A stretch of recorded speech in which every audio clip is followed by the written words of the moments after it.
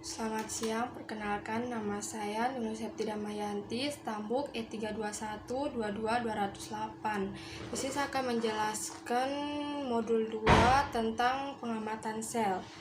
Tujuan dari pengamatan sel yaitu mahasiswa dapat mengenal bentuk dan struktur sel secara umum dan mampu membandingkan berbagai jenis sel dari berbagai jenis sel organisme, serta mampu memahami sifat semipermeabilitas membran sel.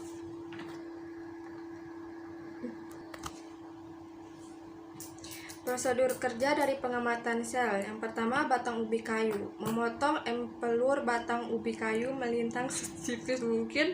Potongan kecil tersebut diletakkan pada gelas objek dan jangan sampai terjadi lipatan atau kerutan. 1 atau 2 tetes air ditambahkan, lalu ditutup dengan gelas penutup, kemudian diamati melalui mikroskop dengan pembesaran paling lama 10 kali. Kemudian beberapa hasilnya digambar. Yang kedua, umbi lapis bawang merah.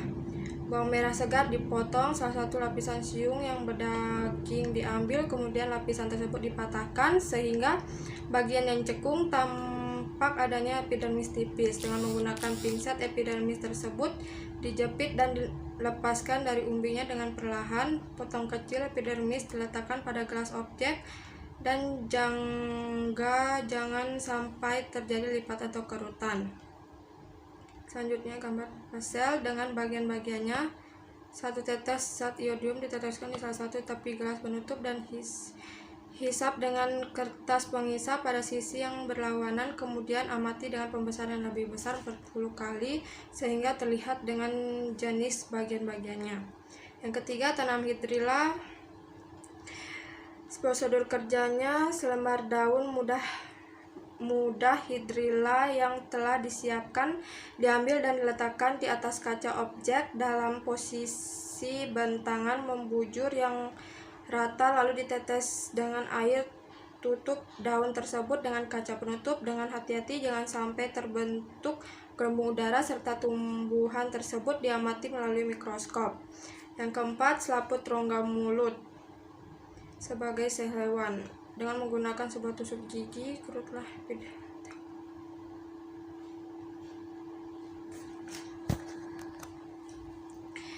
hasil dan pembahasan pengamatan sel. Hasil dan pembahasan pada empelur batang ubi kayu terdapat epidermis, korteks, phloem,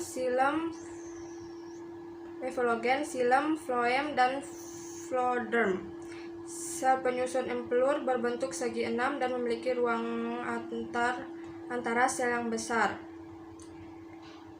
Baru hasil dan pembahasan dari sel umbi lapis bawang merah sebelum dan sesudah diwarnai. Sampel yang tidak diberi iodium bentuknya masih berhamburan, sedangkan yang diberikan iodium bentuk rongganya sudah terlihat jelas.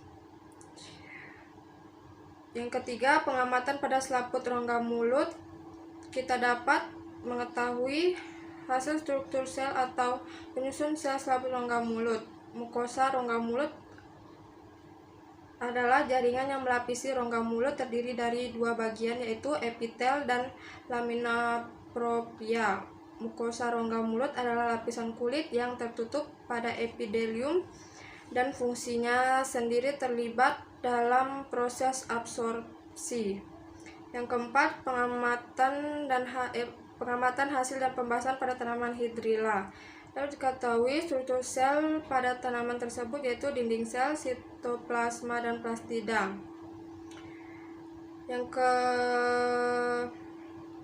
terakhir, pengamatan sifat permeabilitas sel pada telur yang direndami cuka dan sirup. Saat dimasukkan ke dalam toples yang berisi cuka, muncul gelembung-gelembung di sekitar telur. Kesimpulan dari pengamatan sel yaitu berdasarkan pengamatan dapat disimpulkan bahwa sel adalah unit terkecil penyusun makhluk hidup yang bagiannya terdiri dari membran sel, inti sel, sitoplasma, sentriol, retikulum, endoplasma, ribosom, lisosom, badan Golgi, mitokondria, kloroplas, dan badan mikro.